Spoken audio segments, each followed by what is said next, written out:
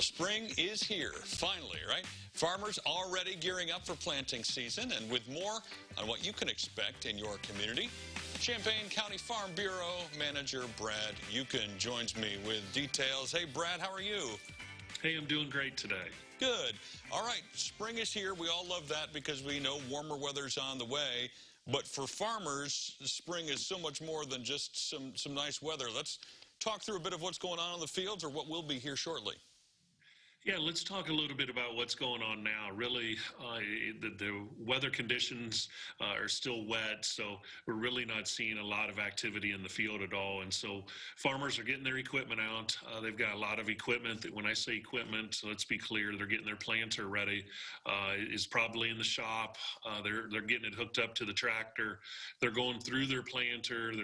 They're making sure their monitors. When I say monitors, I mean the GPS units, things like that, are all connected and working. And so that way, when it does get to be fit in the field, they're able to get right out there and get going with it.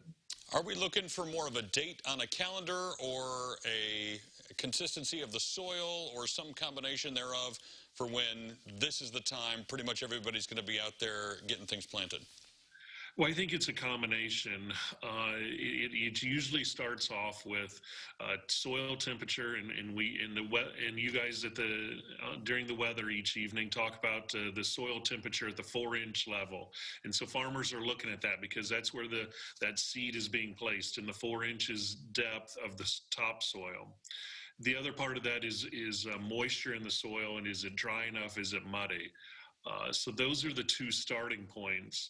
At some point, though, it kind of crosses over and it gets to you're willing to sacrifice, and we look at the calendar date, and you're willing to sacrifice a little bit on that if we start getting into April, May, etc., as we move through it, and you look at calendar. So it starts off with soil moisture and soil temperature, and at some point it crosses over to calendar date. Got it. Yeah, all that fancy equipment doesn't do you any good if it's stuck in a couple feet of mud, I suppose, out there in the field. That's right. Obviously, all of that equipment, though, has to get into the fields, and we talk about this every fall and in the spring. We're going to start seeing a lot of those things on our roads, and there are things we need to know and things we need to do in order to be safe. Tell us about those. Absolutely. I think you'll start to see some field activity probably in the next 2 weeks, maybe 3 weeks. You'll start to see a lot more activity in the field, and you're spot on. With that's going to come the equipment on the roads, and that could be tractors and planters. It could be pickups pulling trailers, hauling seed from field to field, and it could be sprayers that you're going to see on the road, let alone the tillage equipment as well.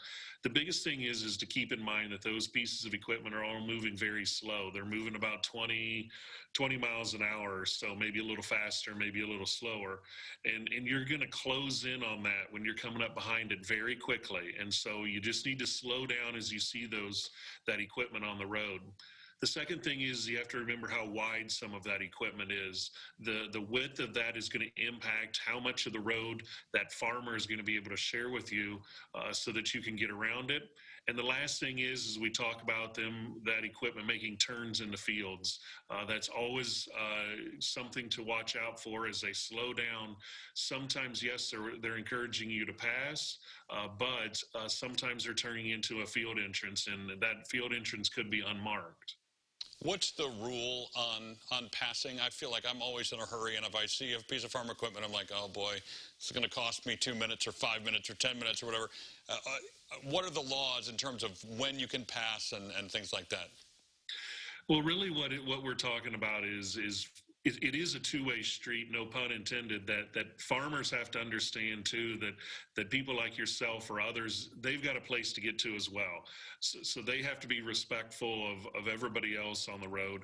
But again, those individuals that are driving their cars or pickups to work have to understand farmers are getting to their job that when they're passing them as well.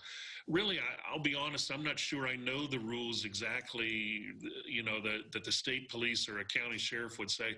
It's more just pass with caution and be careful and try to be patient. Again, all of us have places to get to, including that farmer, and we've got to have patience to get there, and just making sure that you have to think about, if I'm going to pass, I'm going slow to begin with. You're not like passing someone on the interstate where you're driving, Right. say, 70 miles an hour.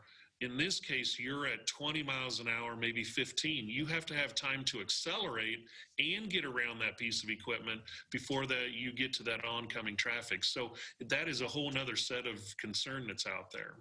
Well, all good stuff to remember. And Brad, thanks per usual for coming on and reminding us of those things. It'd be nice to have those farmers out there working again, though. Appreciate it. Hey, thank you. It's always a pleasure. You got it. We'll connect you with all those details and reminders, along with the Farm Bureau Facebook page and website at our website, CILiving.tv.